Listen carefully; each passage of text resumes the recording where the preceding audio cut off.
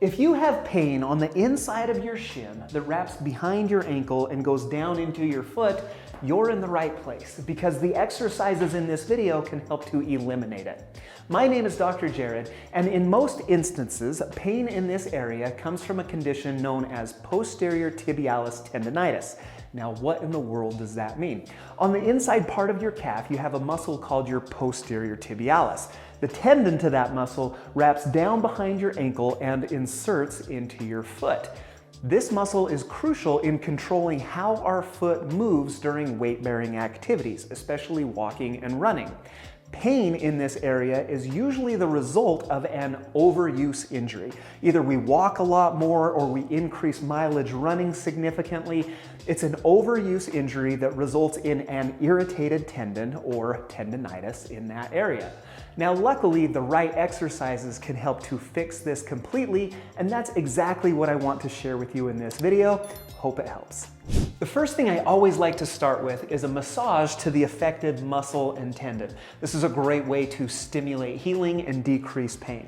What you're going to do is find some lotion. My personal favorite is a cocoa butter, and we're going to apply that to the inside part of the shin, down around the back of the ankle and into the foot. This is just going to decrease the friction between our fingers and the skin that we're working on. Now what I like to do is with my thumbs, we'll start up here in the shin, kind of right off. You're going to feel a ridge on the inside part of your shin. You're going to come right behind that. That's right in that area where that muscle connects.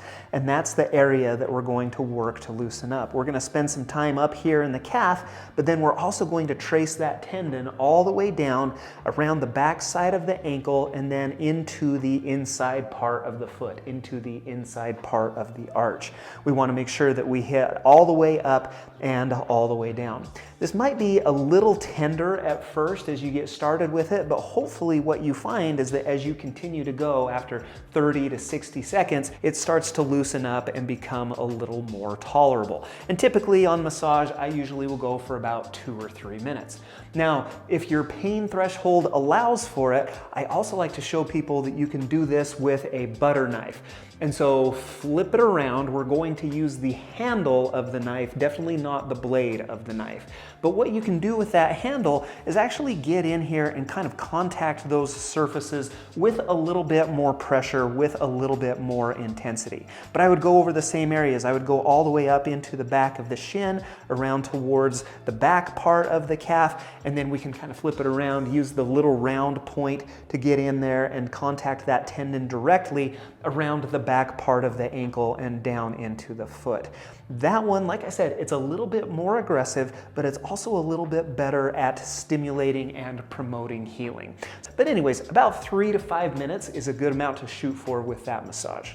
Now, I like to follow up the massage with some gentle stretching, and I've got a series of stretches that I want to demonstrate for you, but please keep in mind that stretching needs to be very comfortable. And if you're stretching into pain, you're actually causing more damage than good. So if you try these out, please keep everything in a comfortable, pain-free range.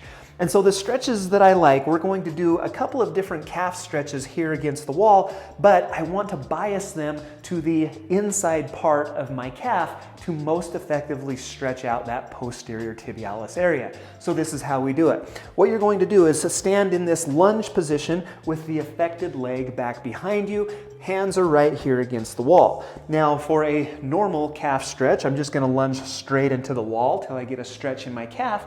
But what I want you to do is toe out about 15 to 20 degrees.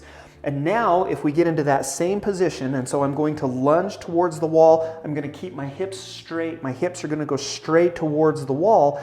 As you do that, you'll start to feel that stretch a little bit more on the inside part of your calf.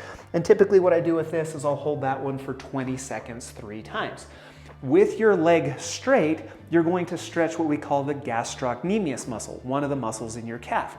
But if we want to really isolate down to that posterior tibialis, what I want you to do is get into that same position and then just unlock your knee. So if we just bend that back knee ever so slightly, that's going to decrease the tension on that gastrocnemius muscle and put that stretch right in the soleus and right in the area of your posterior tibialis. One thing that I like to tell patients is try to let your arch collapse towards the floor. So you get into this stretch position with your knee bent and then let that arch fall down in towards the floor, and you're gonna get that right in that area where that posterior tib tendon runs. And then the same parameters on that one, hold it for 20 seconds and repeat it 3 times.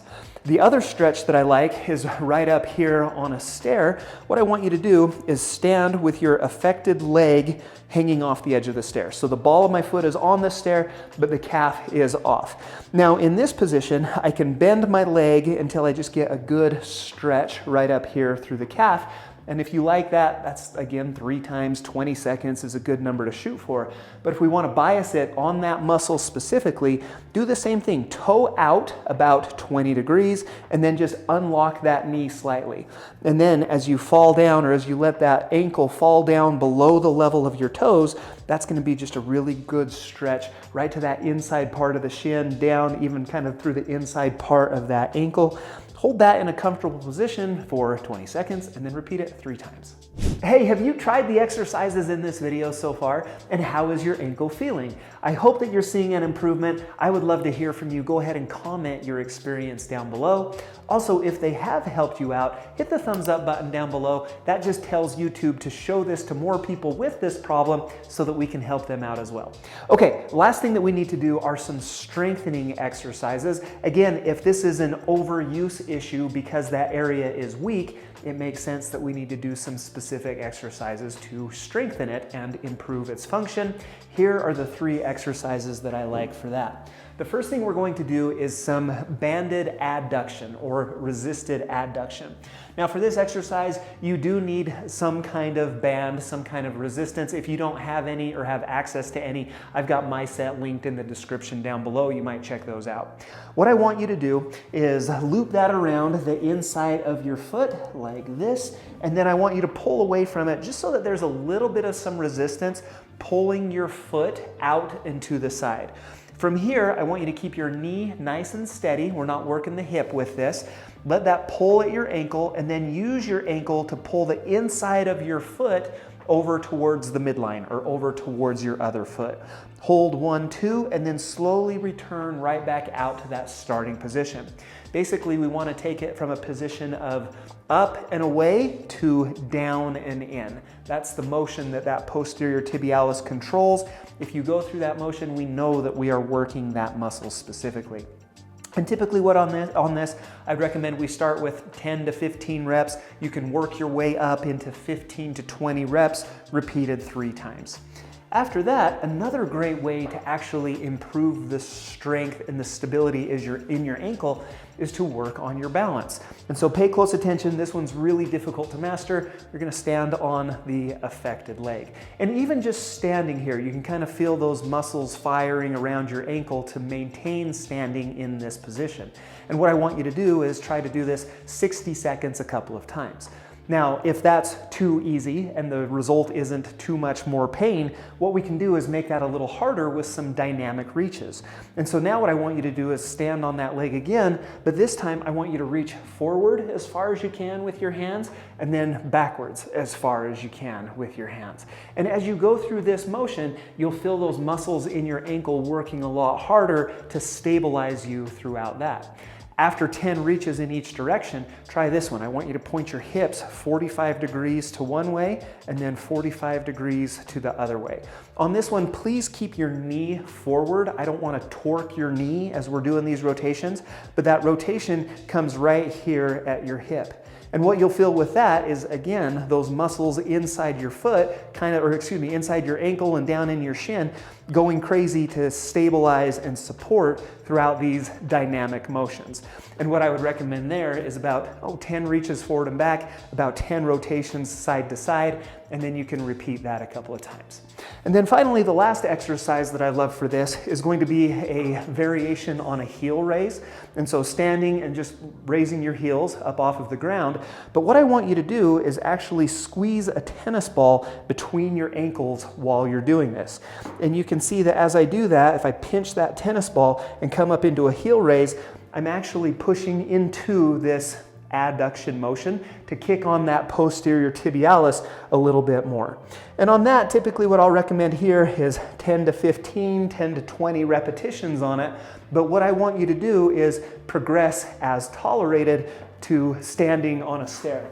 And so now if I put just the balls of my feet up here on the stair, I can still get that tennis ball and squeeze it right here between my ankles. But now I can go through a greater range of motion as I let my heels fall down below the level of my toes and then come all the way up so that heels are above the level of my toes.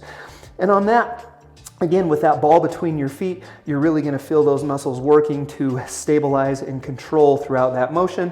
We're going to go for about 15 to 20 reps, repeated 3 times.